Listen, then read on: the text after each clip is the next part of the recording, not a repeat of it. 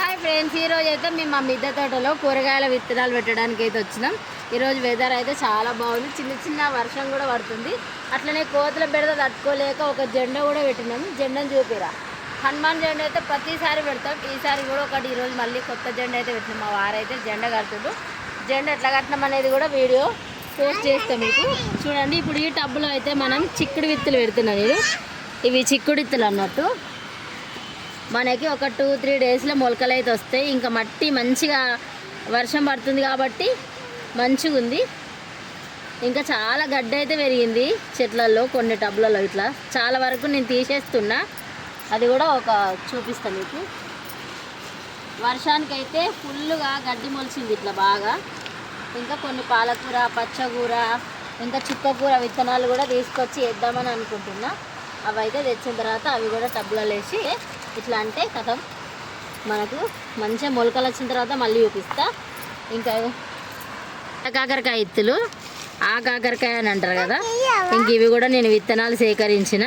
ఈ విత్తనాలు కూడా మనం దీంట్లో వేద్దాం.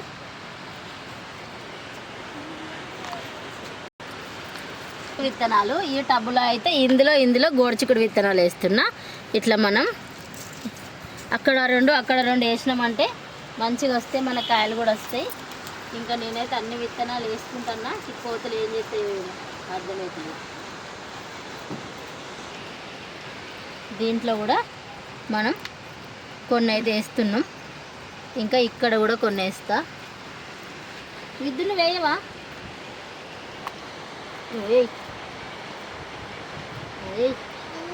ఇట్లా హోల్సేల్ వేసేయి.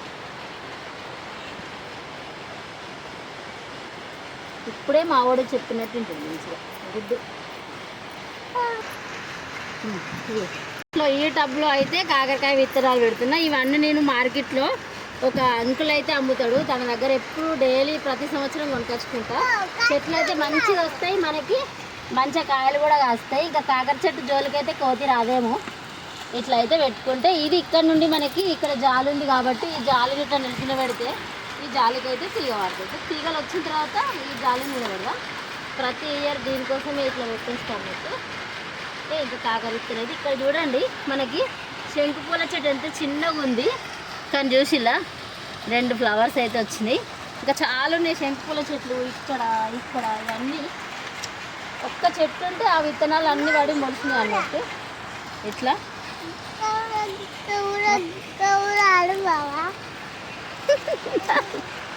ఓ పుట్టోడు చూడు ఇక్కడ కూడా అని చెప్తుండు. ఇది చెప్పు, ఏమేమి చెట్లు పెడుతున్నావు నువ్వు చెప్పురా.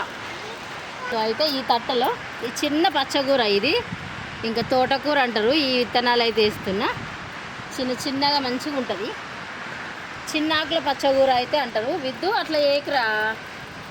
ఇగో ఈ జల్లు విత్తనాలు ఎంత చిన్నగా ఉన్నాయి చూసిలా. ఇట్లా పోసినామంటే ఇవి మొలుస్తాయి.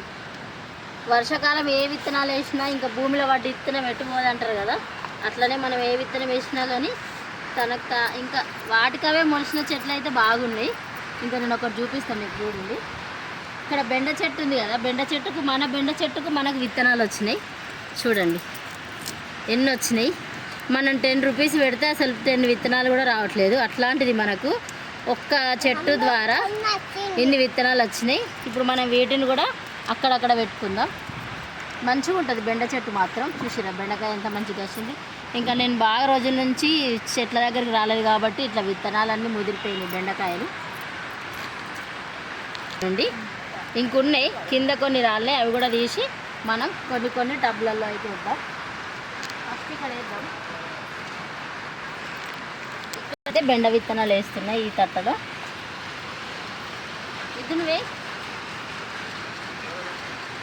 వేయలే. ఇక్కడ వేసి ఇగో ఇలా వేసేసినావు. అయిపోయినాయా? ఇంకే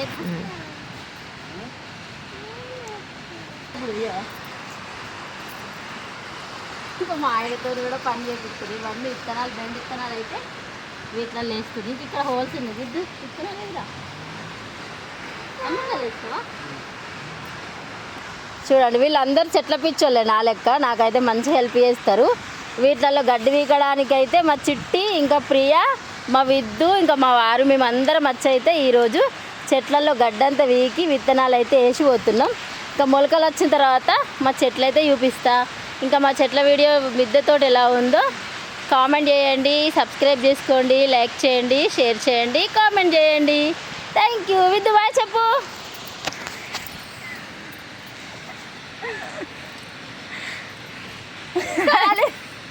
పిచ్చివానా వందే ఏ వీడియో